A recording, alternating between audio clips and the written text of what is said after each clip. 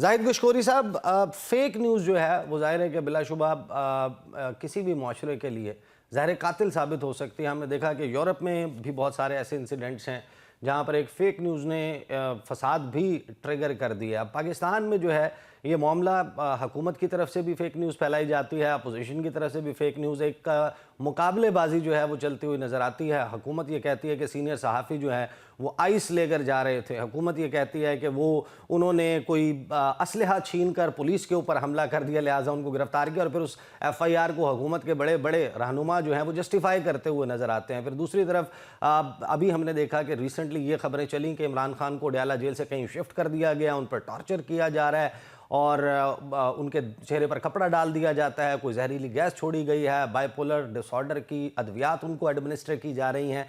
लेकिन जब पार्टी के रहनुमा उनसे मुलाकात करते हैं तो उसके बाद पता चलता है कि वो तो वर्जिश करके आए हैं, पसीने में शराबूर थे। तो ये इस तमाम मामले में हुकूमत और जो अपोजिशन है, इनके रवैये को आप कैसे देखते हैं? ईसा नकवी साहब, आपका बहुत शुक्रिया। ये आपने बहुत अहम एक मामला उठाया है। इस फेक न्यूज़ में सिर्फ जो विक्टिम्स हैं इस डी चौक की ट्रेजेडी के, वो सफ़र हो रहे हैं। अ, ये पूरी कहानी सुना दी हमारे कुलीग ने, जो पैनलिस्ट हैं। इससे आगे का क्या है? जो हलाकतें हुई हैं, और ये हलाकतों और बुलेट वूंड का सिलसिला 3:29 पे 0 पॉइंट पे शुरू हुआ था। मैं सही। आपको वो किरदार भी बता सकता हूं कि जिसको डायरेक्ट बुलेट लगी 3:29 पे ऑलमोस्ट। उसके बाद उसको पोली क्लिनिक लाया गया, उसका नाम भी दर्ज है, फिर वो फोत हो गया। इसी तरह से मैंने आपकी तरह यहाँ डी चौक पे PTI के प्रोटेस्ट कवर किया है। प्रोटेस्ट हम कवर दोनों करते रहे हैं 2006 से, आपको मालूम है। डी चौक पे सुबह अर्ली इन द मॉर्निंग, रात को 11-12 बजे डिस्पर्स हुए, सब लोग यहाँ से चले गए थे, चीजें साफ सुथरी हो गई। 10:04 पे मैं 8 बजे पोली क्लिनिक और पिम्स 9:40 तक रहा। मैंने वहां से मालूमात हासिल की, मैंने ट्वीट किया अर्ली इन द मॉर्निंग, और मैं अथॉरिटी के साथ आपको कह रहा हूं, आप अपनी टीम को कहिएगा। 10:04 पे मैंने ट्वीट किया कि मेरे सोर्सेज ये कंफर्म करते हैं कि इस एहतजाज में 14 कम अज कम हलाकतें हुई हैं, सही। जिसमें 5 सिक्योरिटी एहलकार भी शामिल थे। सही। और मुझे इतना प्रेशर था 3 दिन तक कि ये आप ट्वीट हटाएं, because I was the first one. लोग कह रहे थे 400 हैं, किसी ने 278 कहा, किसी ने 200 सैकड़ों फिगर के है। इस फेक न्यूज में लेकिन सबसे ज्यादा हुकूमत फेक न्यूज फैला रही है। जाहिद, फेक न्यूज़ को या डिसइंफॉर्मेशन को या मिस इन्फॉर्मेशन को करेक्ट इन्फॉर्मेशन से जो है वो काउंटर किया जा सकता है। अगर आप असल सूरत हाल सामने रखें, वजीर इत्तलात ने तो आकर सिरे से कुछ होने से इनकार ही कर दिया, उन्होंने कहा कुछ भी नहीं हुआ। देखिए, अगर आप 2014 के बाद धनु की एक तारीख उठा के देख लेना, पाकिस्तान में 120 छोटे बड़े जो नेशनल लेवल के हुए हैं, इसमें 62 हलाकतें हुई हैं आम आवाम की। और इसमें अगर आप देखें, जो नंबर 12 का है या 14 का है, मेरी मालूमात में 14 है कम अज कम। इससे नंबर 2-3 आगे भी हो सकते हैं। और वो आपके पोली क्लिनिक हॉस्पिटल में और पिम्स में डेड बॉडीज आपके सामने विक्टिम आना शुरू हो गए। 5 को मैं जाती तौर पर जानता हूं, इसलिए मैं कह रहा हूं कि उनकी हलाकतें हुई हैं। इन्वेस्टिगेशन इस चीज की दरकार है कि वो प्रोटेस्टर के पास गन थी, उन्होंने बुलेट वूंड से किए हैं, पुलिस ने फायर किया है, सिक्योरिटी पर्सनल जो दूसरी थी हमारी पैरामिलिट्री फोर्सेस, और उनकी इससे बुलेट से ये सारी चीजें हुई हैं। तो ये अहम मामला है। सही। जाहिद गशकोरी साहब, वैसे तारीफ तो बनती है, ये तो वो गुफ्तगू है जो इक़्तिदार से जाने के बाद की जाती है। पाकिस्तान तहरीक इंसाफ के बहुत सारे लोगों ने कि फ़लाँ चीज़ हमारे हाथ में नहीं थी, फ़लाँ चीज़ हमारे हाथ में नहीं थी। ये 2022 मार्च से पहले ये बात हमने कभी नहीं सुनी थी तहरीक इंसाफ से। ना राना सनाउल्लाह के ख़िलाफ़ मुकदमा, ना दूसरे मामलात, हर चीज़ तहरीक इंसाफ कहती थी 1 पेज पर है, सब कुछ हम कर रहे हैं, मर्ज़ी से कर रहे हैं।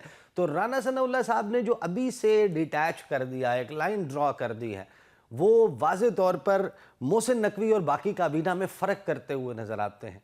तो ये उनका कहना कितना सिग्निफिकेंट है जहां पर वो अपनी हुकूमत को ही मातहत करार दे? देखिए, हर हुकूमत में हमने ऐसे देखा है, एज ए रिपोर्टर आप जर्नलिस्ट खुद जानते हैं, चाहे पीटीआई का दौर हो या ये हो, क्योंकि पीएमएलएन के अंदर एक बड़ी तकसीम है और जो पीएमएलएन में पता नहीं कौन हारा हुआ है या कौन जीता हुआ है, इसका तो अभी एक फैसला होना है शायद। लेकिन जो हारे हुए हैं ज्यादातर वो बिल्कुल सही सच बात कर रहे हैं और यही आपको पीएमएलएन के मुख्तलिफ रैंक्स में हूँ, चाहे ख्वाजा साद रफीक हूँ, राना सनाउल्लाह हूँ या फिर 3-4 और उनके जो रहनुमा हैं वो ये बात कर रहे हैं और वो बिल्कुल हकीकत है। हमेशा जो इक़्तिदार में होता है वो सही बात नहीं करता है। लेकिन मैं आपको जो पिछली एक स्टोरी देना चाह रहा था कि मैं क्रेडिबल और अथॉरिटी के साथ आपको एक सोर्स के जरिए खबर दे रहा हूं कि जो अली अमीन खान गंडापुर जहां से डी चौक से गए हैं बुशरा बीबी को साथ लेके, उनको एग्जैक्टली 9 बजे एक इंफॉर्मेशन मिली थी उनके खैबर पख्तूनख्वा के इंटेलिजेंस सोर्स से, यहाँ वफाकी हुकूमत के भी इंटेलिजेंस सोर्स से, कि यहाँ पर एक बड़ी कोई ट्रेजेडी होने वाली है और बुशरा बीबी को शायद नुकसान पहुंच सकता है। उन्होंने मेरी इंफॉर्मेशन के मुताबिक, मैंने ये डबल चेक भी किया है, एक क्लोज सोर्स है जो कि अली अमीन गंडापुर के करीबी सोर्स है, कि किस तरीके से वो जान बचा के यहाँ से बुशरा बीबी को उन्होंने महफूज किया है। इसका आपको 1 हफ्ते के अंदर या मे बी 1 महीने के अंदर इसकी सही खबर आप तक पहुंच जाएगी। यही एक वजह है कि वो उनको यहाँ से लेके गए हैं और ये एक बिल्कुल सही टाइम पे एक ऐसा फैसला, एक ट्रेजेडी को अवॉइड किया गया है, जिस वजह से सारे लोग ये पूछ रहे हैं कि कैसे गए, क्यों गए, वजह ही क्या थी, आउट ऑफ सडन उन्होंने कोई कॉल क्यों नहीं दी, कंक्लूड क्यों नहीं किया कंटेनर पे खड़े होके। ऐसी सूरत हाल जो पैदा हो सकती थी, ऑलमोस्ट मॉडल टाउन जैसी सिचुएशन तो पैदा हुई है डी चौक पे, लेकिन आपको लियाकत बाग जैसी सिचुएशन डी चौक पे मिल सकती थी अगर वो 1 घंटा मजीद यहाँ पर स्टे करते। और इसकी जिम्मेदार रियासत होती ऑब्वियसली, या फिर लॉ एनफोर्सिंग एजेंसीज होती, या प्रोटेस्टर भी हो सकते थे, क्योंकि सूरत हाल इतना कम्युनिकेशन गैप आ गया था, ऐसी सूरत हाल पैदा हो गई थी कि मजीद वहां पर स्टे नहीं किया जा सकता था। तो जो 2 बड़ी शख्सियात लीड कर रही थी इंक्लूडिंग उमर अयूब खान, 3 लोग वहां से निकले हैं। ये स्टोरी आपके सामने बहुत जल्द आ जाएगी, हो सकता है अली अमीन खान खुद बता दें, इमरान खान बता दें कभी आके, लेकिन ये एक स्टोरी वहां से पॉपअप हुई है। इस वजह से अनकॉल्ड कॉल ऑफ किया गया, वहां से साइन ऑफ करके सारे वहां से निकल गए और सिचुएशन जो है आपके सामने है और ये तवज्जो तलब है। हो सकता है गवर्नमेंट इस पे इन्वेस्टिगेशन ऑर्डर कर दे, जो कि करेगी नहीं इस स्टेज पर, लेकिन करेगी हुकूमत, अदालत कर सकती है, इसको देखे और ये मैटर अंडर इन्वेस्टिगेशन आना चाहिए।